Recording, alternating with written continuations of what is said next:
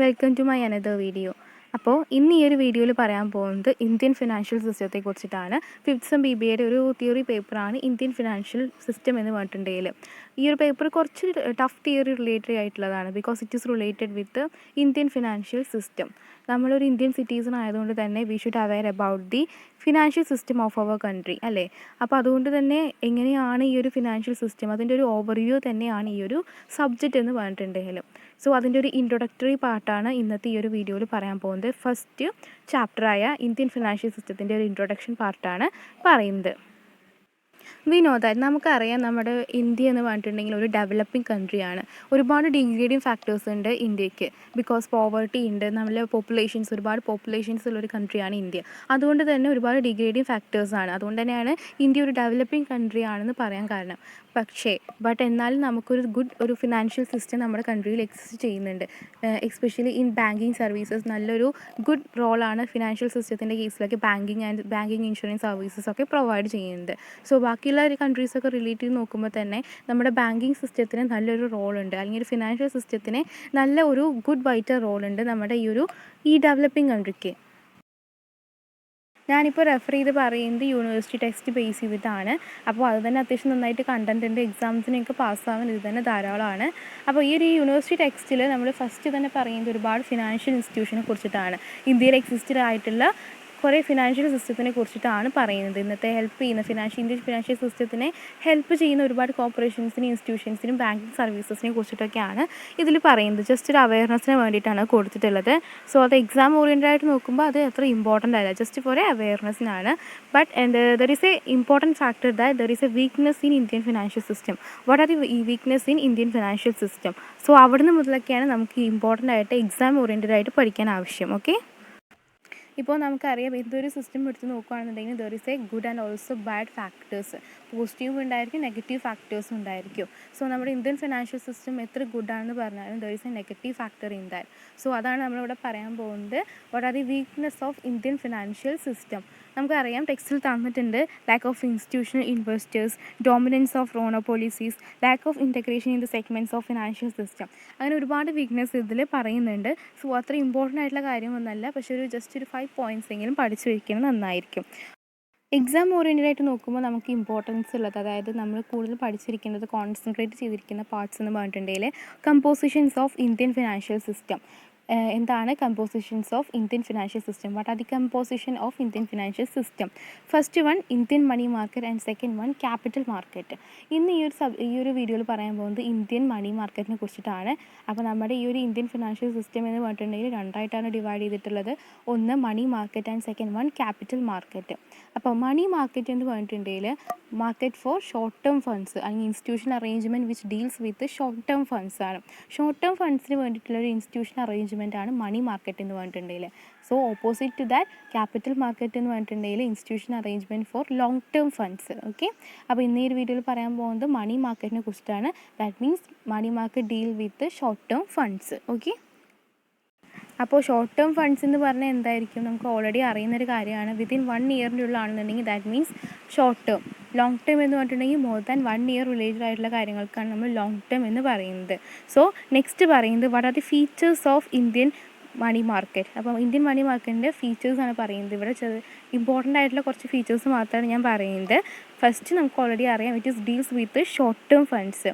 Money market deal with short term funds. Then second one, it deals with the financial asset having maturity period 1 year. നമ്മൾ പറഞ്ഞു short term funds എന്ന് പറഞ്ഞിട്ടുണ്ടെങ്കിൽ maturity period 1 year ആയിരിക്കും. അതിനാണല്ലോ നമ്മൾ short term funds എന്ന് പറയുന്നത്. More than 1 ആണെന്നുണ്ടെങ്കിൽ that deals with long term funds. Okay, so നമ്മൾ ഫസ്റ്റത്തെ short term funds, it deals with short term funds. And second one, it maturity period is 1 year. Then third one, there are many sub-market. There are many sub-market in Indian money market.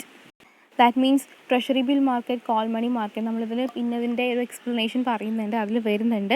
So ഇവിടെ there are many sub markets ഉണ്ട്, call money market and treasury bill market. Okay, then money മാർക്കറ്റുമായിട്ട് relate ചെയ്തിരിക്കുന്ന borrowers എന്ന് പറഞ്ഞിട്ടുണ്ടെങ്കിൽ, അല്ലെങ്കിൽ money മാർക്കറ്റിലെ borrowers എന്ന് പറഞ്ഞിട്ടുണ്ടെങ്കിൽ traders, manufacturers, speculators, government institutions ഒക്കെ ആയിരിക്കും.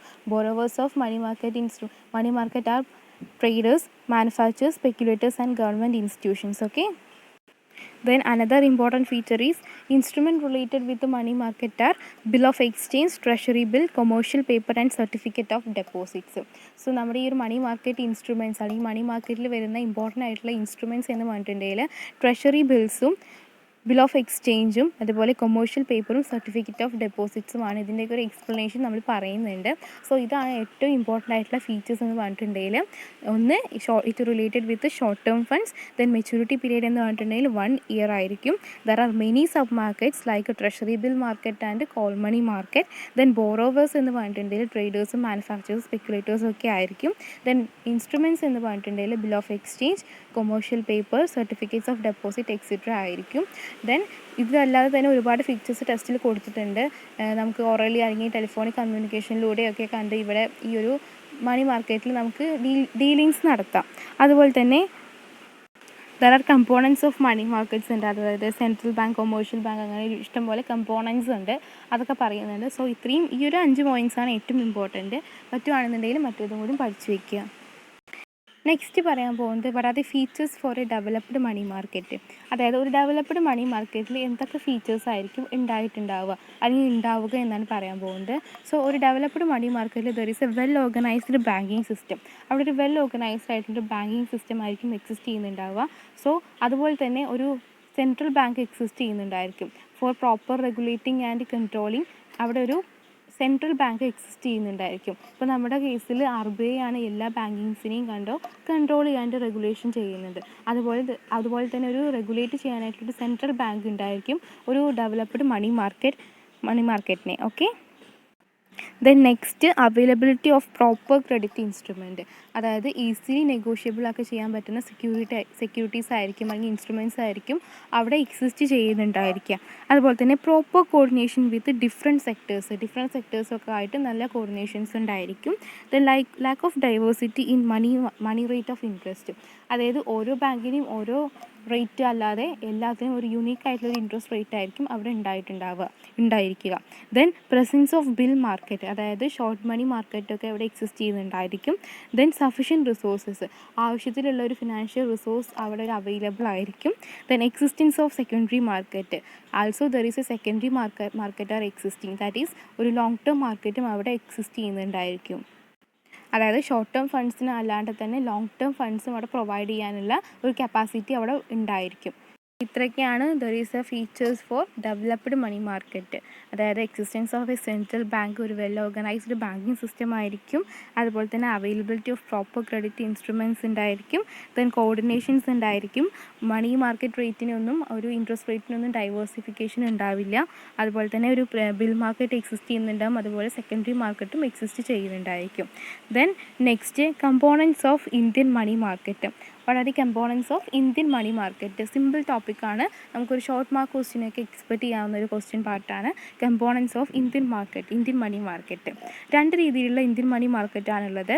First one organised money market and unorganised money market. Organised money market എന്ന് പറഞ്ഞിട്ടുണ്ടെങ്കിൽ പ്രോപ്പറായിട്ട് കൺട്രോളും കോർഡിനേഷനും ഒക്കെ ചെയ്യാനുള്ള ഒരു ഗവൺമെൻറ്, അതായത് RBI അല്ലെങ്കിൽ അതർ ഗവൺമെൻറ് റെഗുലേറ്റ് ചെയ്യുന്ന ഒരു ഫിനാൻഷ്യൽ ഇൻസ്റ്റിറ്റ്യൂഷൻസിനെയാണ് ഓർഗനൈസ്ഡ് മണി മാർക്കറ്റ് എന്ന് പറഞ്ഞിട്ടുണ്ടെങ്കിൽ.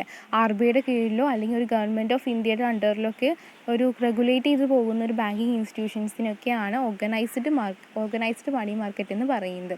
അതായത് അവിടെ കൺട്രോളും റെഗുലേറ്റും ചെയ്യാനായിട്ട് ഒരു ഹയർ അതോറിറ്റി അവിടെ ഉണ്ടായിരിക്കും ഓർഗനൈസ്ഡ് മണി മാർക്കറ്റിൽ. But in the case of unorganised money market അവിടെ ഒരു കൺട്രോൾ റെഗുലേറ്റ് ചെയ്യാൻ അവിടെ ഒരു ഹയർ അതോറിറ്റി ഉണ്ടായിരിക്കില്ല. സോ അതിൻ്റെ ഒരു ഡെഫിനേഷൻ നമുക്ക് ആ പേരിൽ തന്നെ മനസ്സിലാക്കാം. ഓർഗനൈസ്ഡ് എന്ന് പറഞ്ഞാൽ കൺട്രോൾ ചെയ്യാൻ ആളുണ്ടാവും, അൺഓർഗനൈസ്ഡ് എന്ന് പറഞ്ഞിട്ടുണ്ടെങ്കിൽ കൺട്രോൾ ചെയ്യാൻ ആളുണ്ടാവില്ല. അൺഓർഗനൈസ്ഡ് കേസിൽ നമുക്ക് എക്സാമ്പിൾ പറയുകയാണെന്നുണ്ടെങ്കിൽ മണി ലെൻഡേഴ്സ്, അതുപോലെ തന്നെ ലോക്കൽ ബോറോവേഴ്സൊക്കെ അതിൻ്റെ കേസിൽ എക്സാമ്പിൾ പറയാവുന്നതാണ്. സോ അത് സിമ്പിളായിട്ടൊരു ടോപ്പിക്കാണ്, ഷോർട്ട് മാർക്കിന് എക്സ്പെക്റ്റ് ചെയ്യാവുന്നതുമാണ്. Okay. Next topic importance of money market. നമ്മൾ ഇത്രയും നേരം പറഞ്ഞു മണി മാർക്കറ്റ് എന്ന് പറഞ്ഞിട്ടുണ്ടെങ്കിൽ it is a market that are related with short term funds. So ഇത്രയും കാര്യങ്ങൾ നമുക്ക് മനസ്സിലായെന്ന് വിചാരിക്കണം. അതുപോലെ തന്നെ നമുക്ക് മനസ്സിലാക്കിയെടുക്കാം എന്താണ് ഈ ഒരു മണി മാർക്കറ്റിൻ്റെ importance in Indian financial system എന്നുള്ളത്. അപ്പോൾ നമ്മളൊരു ടെക്സ്റ്റിൽ കൊടുത്തിട്ടുണ്ട് it helpful for development of capital market. ശരിയല്ലേ? ക്യാപിറ്റൽ മാർക്കറ്റിൽ നിന്നാണ് നമ്മളെപ്പോഴും ഒരു ഷോർട്ട് ടേം മാർക്കറ്റിൽ നിന്നാണ് പിന്നീട് അത് എൻലാർജ് ചെയ്ത് വരുമ്പോഴാണ് പിന്നീട് അത് എപ്പോഴും വലുതാവുന്നത്. അല്ലേ? അതായത് ഷോർട്ട് ടേം ഫണ്ട്സിലൂടെയാണ് പിന്നെ അത് ലോങ് ടേം ഫണ്ടായി മാറുന്നത്. So it helpful for developing of capital market. So money market ഏതൊരു ഇൻഡസ്ട്രി ആണെന്നുണ്ടെങ്കിലും ആദ്യം അവർ ഇൻവെസ്റ്റ്മെൻറ്റ് എല്ലാം ചെയ്യുന്നത് ഫോർ ഷോർട്ട് ടേം വൈസ് ആയിരിക്കും. ദെൻ അതിൻ്റെ ഒരു സക്സസ് അല്ലെങ്കിൽ ഫെയിലിയർ അനുസരിച്ചിട്ടായിരിക്കും അത് ലോങ് ടേം ആയി മാറുന്നത്. So it helpful for development of capital market. Then it helpful for financing industry, അതായത് ഇൻഡസ്ട്രീസിനൊക്കെ ഫിനാൻസ് ചെയ്യാൻ ഹെൽപ്ഫുള്ളാണ്. Then it helps to central ബാങ്കിനൊക്കെ ഇത് ഹെൽപ്ഫുൾ ആവുന്നുണ്ട്. Then guide and help to government, നമ്മുടെ ഈ ഒരു ഫിനാൻഷ്യൽ റിസോഴ്സുമായിട്ടുള്ള ഡീലിങ്സ് എപ്പോഴും ഗവൺമെൻറ്റിനെ ഹെൽപ്പ് ചെയ്യുന്നുണ്ട്. ദെൻ അതുപോലെ തന്നെ എൻകറേജ് സേവിങ്സ് ആൻഡ് ഇൻവെസ്റ്റ്മെൻറ്റ്. ഇങ്ങനെയുള്ള ഫിനാൻഷ്യൽ ഇൻസ്റ്റിറ്റ്യൂഷൻസ് എല്ലാം എക്സിസ്റ്റ് ചെയ്യുന്ന കേസിൽ നമ്മുടെ ലോക്കൽ പീപ്പിൾസിൻ്റെ കയ്യിലുള്ള എല്ലാ ഫണ്ട്സും നമ്മൾ ഈ ബാങ്കിൽ കൊണ്ടുവരും. സോ ആ ഒരു ബാങ്കിങ്, ആ ഒരു സർവീസസ്, നമ്മൾ ചെയ്യുന്ന ഈ ഒരു സർവീസസൊക്കെ നമ്മുടെ ഒരു ബാങ്കിങ് സിസ്റ്റത്തിൻ്റെ ഫിനാൻഷ്യൽ റിസോഴ്സസ് എന്നൊരു കാര്യം ഡെവലപ്പ് ചെയ്യാൻ ഹെൽപ്ഫുള്ളാവും. So that is leads to development of our economic development. അറിയാലോ അങ്ങനത്തെ കാര്യങ്ങളെല്ലാം. ഓക്കെ, സോ നമ്മുടെ ഈ ഒരു ഇമ്പോർട്ടൻസ് ഓഫ് മണി മാർക്കറ്റ് എന്ന് പറഞ്ഞിട്ടുണ്ടെങ്കിൽ ഡെവലപ്മെൻറ്റ് ഓഫ് ക്യാപിറ്റൽ മാർക്കറ്റിന് ഹെൽപ്ഫുള്ളാണ്. അതുപോലെ തന്നെ ഫിനാൻസിങ് ഓഫ് ഇൻഡസ്ട്രിക്ക് ഹെൽപ്ഫുള്ളാണ്. Helps in commercial bank, government and etcetera. Okay, നമ്മുടെ സേവിങ്സ് എല്ലാം എൻകറേജ് ചെയ്യാൻ ഹെൽപ്ഫുള്ളാണ്. ഓക്കെ, അങ്ങനത്തെ കാര്യങ്ങളൊക്കെ ഒന്ന് നോട്ട് ചെയ്ത് വയ്ക്കുക. ദെൻ നെക്സ്റ്റ് ഇമ്പോർട്ടൻറ്റ് ടോപ്പിക്കാണ് constituents of Indian money market. Indian money മാർക്കറ്റിൻ്റെ കോൺസ്റ്റിറ്റ്യൂൻസ് ആണ് പറയാൻ പോകുന്നത്. നമ്മൾ ആ ഫീച്ചേഴ്സ് പറയുമ്പോൾ പറഞ്ഞിരുന്നു, പിന്നീട് അത് എക്സ്പ്ലെയിൻ ചെയ്യുന്നുള്ളത്. So first one, call money market, അല്ലെങ്കിൽ types of Indian money market അല്ലെങ്കിൽ constituents of Indian money market എന്നൊക്കെ ചോദിക്കുമ്പോൾ നമുക്ക് എഴുതാൻ പറ്റുന്ന ടോപ്പിക്കാണ്. Call money market, commercial bill market and treasury bill market. So first one call money മാർക്കറ്റാണ്. Call money market എന്ന് പറഞ്ഞിട്ടുണ്ടെങ്കിൽ മണി അറ്റ് എ കോൾ, അതായത് ഒരു സിംഗിൾ കോളിലുള്ള ഒരു മണി ഡീലിങ്സ് ആണ് കോൾ മണി മാർക്കറ്റിൽ വരുന്നത്. It related with very few days, അതായത് കുറച്ച് ദിവസം മാത്രം റിലേറ്റ് ചെയ്ത് നിൽക്കുന്ന ഒരു ഫിനാൻഷ്യൽ സിസ്റ്റമാണ്, ഒരു ഫിനാൻഷ്യൽ സർവീസസ് ആണിത്. അതായത് that is for a week or for hours, അതായത് ഒരു 24 hours to 1 week ഒക്കെയാണ് ആ ഒരു കോൾ മണി മാർക്കറ്റിൻ്റെ അല്ലെങ്കിൽ കോൾ മണിയുടെ എക്സിസ്റ്റൻസ് എന്ന് പറഞ്ഞിട്ടുണ്ടെങ്കിൽ. ഓക്കെ, അതായത് വെരി സ്മോൾ ടൈമിൽ മാത്രമായിരിക്കും ഇത് അവൈലബിൾ ആയിട്ടുണ്ടാവുക. അതുപോലെ തന്നെ സിംഗിൾ പേയ്മെൻറ്റും ആയിരിക്കും. അതുപോലെ തന്നെ ആ ഒരു കോൾ തന്നെ നമുക്ക് ആ ഒരു റീബാക്ക് മണി എത്തിച്ചു കൊടുക്കുകയും വേണം. Okay, so very short term fund ആയതുകൊണ്ട് തന്നെ ഇറ്റ് ഈസ് വെരി ഹൈലി ലിക്വിഡാണ്. വളരെ ഏറ്റവും കൂടുതൽ ഹൈ ലിക്വിഡിറ്റി പ്രൊവൈഡ് ചെയ്യുന്ന ഒരു മണി മാർക്കറ്റ് സിസ്റ്റമാണ് കോൾ മണി മാർക്കറ്റ് എന്ന് പറഞ്ഞിട്ടുണ്ടെങ്കിൽ it is highly liquid and highly profitable. But നമ്മുടെ കൂടുതലല്ല US UK കൺട്രീസിലൊക്കെയാണ് ഇറ്റ് ഈസ് റിലേറ്റഡ് കൂടുതലായിട്ട് റിലേറ്റ് ചെയ്ത് നിൽക്കുന്നത്. ഓക്കെ, ദെൻ സെക്കൻഡ് എന്ന് പറഞ്ഞിട്ടുണ്ടെങ്കിൽ കൊമേഴ്ഷ്യൽ ബിൽ മാർക്കറ്റ്, അതായത് ഷോർട്ട് ടേം ഫണ്ട് റിക്വയർമെൻറ്റ്സിന് വേണ്ടിയിട്ട്, അതായത് അപ് ടു 90 days എന്നുള്ള രീതിയിലുള്ള ഒരു ഫണ്ട് റിക്വയർമെൻറ്റ്സ് ഒരു കാര്യമാണ് ഒരു കൊമേഴ്ഷ്യൽ ബിൽ മാർക്കറ്റിൽ എക്സിസ്റ്റ് ചെയ്ത് വരുന്നത്. അപ് ടു 90 days, അതായത് 3 months അപ് ടു വരുന്ന ഒരു ലോങ് ടേം ഒരു സർവീസസ് പ്രൊവൈഡിങ് ആണ് കൊമേഴ്ഷ്യൽ ബിൽ മാർക്കറ്റിൽ എക്സിസ്റ്റ് ചെയ്യുന്നത്. ഓക്കെ, സോ അതും ഒരു 3 month കേസിലൊക്കെ ആയതുകൊണ്ട് തന്നെ ഹൈലി ലിക്വിഡാണ്, അതുപോലെ തന്നെ ഹൈലി പ്രോഫിറ്റബിളുമാണ്. സോ സേഫുമാണ്, കാരണം ലോങ് ടേം അല്ല ഷോർട്ട് ടേം ആണ്. വെരി സേഫാണ്, എല്ലാത്തിനും ഹെൽപ്ഫുൾ ആയിട്ടൊരു കാര്യവുമാണ്. Next one, treasury bill market. ഇവിടെ ഒരു വ്യത്യാസം എന്ന് പറഞ്ഞിട്ടുണ്ടെങ്കിൽ കൊമേഴ്ഷ്യൽ ബിൽ മാർക്കറ്റിന് റിലേറ്റ് ചെയ്ത് നോക്കുമ്പോൾ കുറച്ച് വ്യത്യാസം എന്ന് പറഞ്ഞിട്ടുണ്ടെങ്കിൽ it is offered by central government, അതായത് സെൻട്രൽ ഗവൺമെൻറ് ഇഷ്യൂ ചെയ്യുന്ന ഒരു ഷോർട്ട് ടേം ഫണ്ട് റിക്വയർമെൻ്റ് ആണ് ട്രഷറി ബിൽ എന്ന് പറഞ്ഞിട്ടുണ്ടെങ്കിൽ. അവിടെ എക്സിസ്റ്റൻസ് എന്ന് പറഞ്ഞിട്ടുണ്ടെങ്കിൽ മാക്സിമം 360 days വരെയാണ് അതിൻ്റെ ഒരു എക്സിസ്റ്റൻസ് എന്നാണ് പറയുന്നത്. അതായത് 1 year വരെയാണ് ആ ഒരു ഫണ്ടിൻ്റെ കാലാവധി അല്ലെങ്കിൽ ഒരു പീരീഡ് എന്ന് പറഞ്ഞിട്ടുണ്ടെങ്കിൽ. ഓക്കെ, സോ ട്രഷറി ബിൽ എന്ന് പറഞ്ഞിട്ടുണ്ടെങ്കിൽ അത് ഇഷ്യൂ ചെയ്യുന്നത് ഒരു പ്രോമിസറി നോട്ടിൻ്റെ ഫോമിലായിരിക്കും അത് ഇഷ്യൂ ചെയ്യുന്നുണ്ടാവുക. Okay, then there are 2 types of treasury bill. First one ad hoc and the second one is regular. Ad hoc എന്ന് പറഞ്ഞിട്ടുണ്ടെങ്കിൽ it is issued by state government, semi government അല്ലെങ്കിൽ ഏതെങ്കിലും ഒരു ഗവൺമെൻറ് ഡിപ്പാർട്ട്മെൻറ്റ് ആയിരിക്കും issue ചെയ്യുന്നുണ്ടാവുക. and it is not related with the general public or not sold to banks etc. അങ്ങനെയുള്ള കാര്യങ്ങളായിരിക്കും. അതായത് പബ്ലിക്കിനോ അല്ലെങ്കിൽ ബാങ്കിനോ ഇത് സോൾവ് ചെയ്യില്ല ഈ ഒരു ബില്ല് എന്ന് പറഞ്ഞിട്ടുണ്ടെങ്കിൽ. പക്ഷേ റെഗുലർ എന്ന് പറഞ്ഞിട്ടുണ്ടെങ്കിൽ ഇറ്റ് ഈസ് ഇഷ്യൂഡ് ടു അല്ലെങ്കിൽ it is given to public അല്ലെങ്കിൽ ബാങ്ക്സിനൊക്കെ സോൾവ് ചെയ്യുന്നൊരു കേസാണ്. അതായത് അതൊക്കെ എന്ന് പറഞ്ഞിട്ടുണ്ടെങ്കിൽ പബ്ലിക്കിനോ ഗവൺമെൻറ്റിനോ സോൾവ് ചെയ്യില്ല.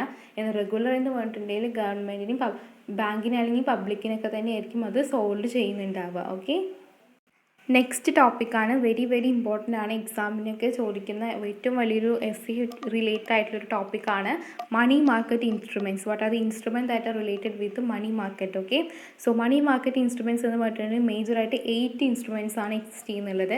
First one treasury bill. നമ്മൾ ഓൾറെഡി പറഞ്ഞു, സെൻട്രൽ ഗവൺമെൻറ് ഇഷ്യൂ ചെയ്യുന്ന ഒരു പ്രോമിസറി നോട്ട് ലൈക്ക് ബില്ലാണ് ട്രഷറി ബില്ല് എന്ന് പറഞ്ഞിട്ടുണ്ടെങ്കിൽ ഒരു ഷോർട്ട് ടേം ഫണ്ട് റിക്വയർമെൻ്റ് ആണ് ട്രഷറി ബില്ലുള്ളത്.